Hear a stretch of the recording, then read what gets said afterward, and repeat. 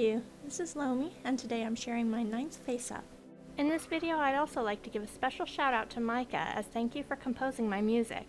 You can find a link to his SoundCloud page below. I begin by cleaning the doll and then sealing it 2 to 3 times. Then I begin painting details with acrylic paints.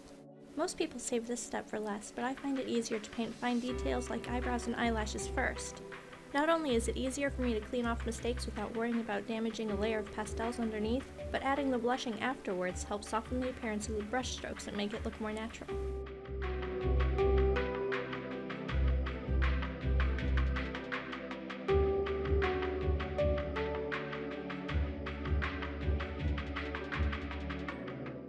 Sometimes a stroke doesn't go where I want, or goes on too heavily.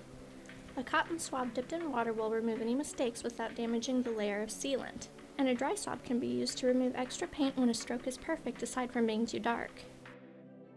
I also like to use a dampened swab on the edges of some brush strokes to soften them.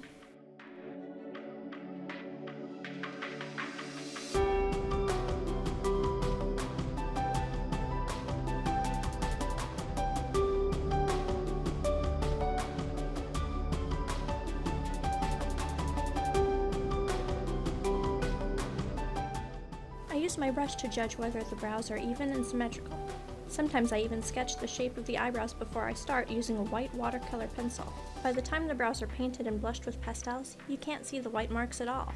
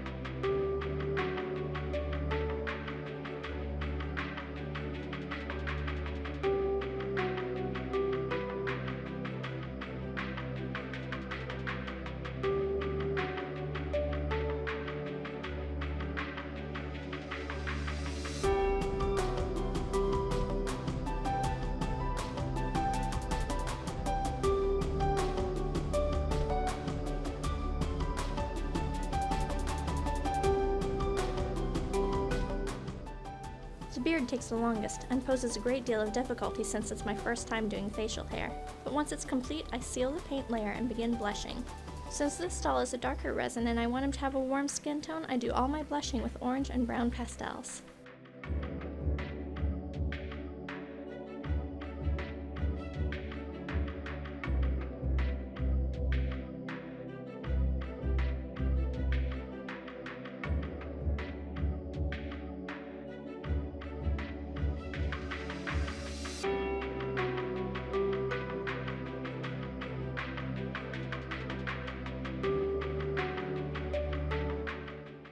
Instead of using an eraser or water for removing mistakes made with pastels, I use a piece of poster tack, which is also what I use to hold doll eyes in place.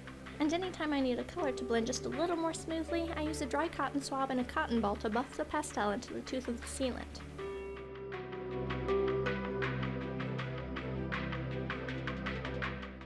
When blushing his beard, I take extra care to feather the edges with a brush to make it look more natural.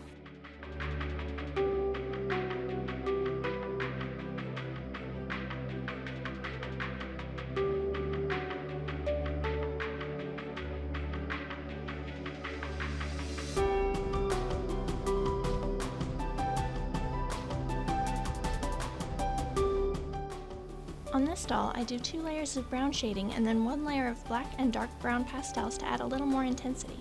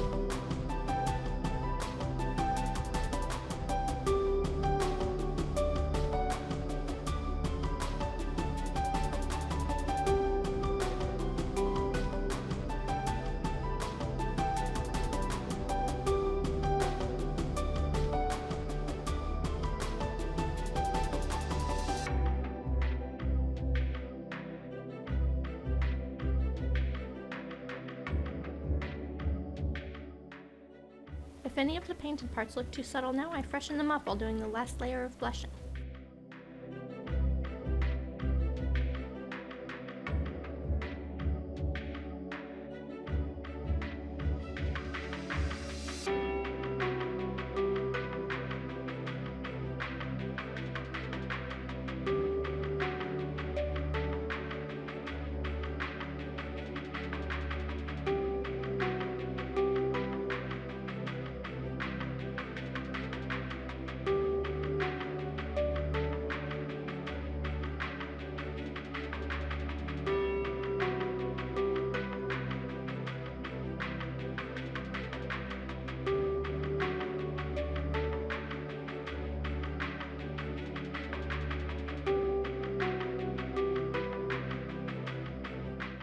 When it's time to add color to the waterline of the eyes, I found that pinks didn't look good against his skin tone. Instead, I mix a peachy flesh tone and paint the waterline with that first. Then I add a bit of blushing using red and purple pastels to create a more convincing color. Once that's done, all that's left is 2 or 3 top coats of sealant, and then a bit of gloss on the eyes and lips.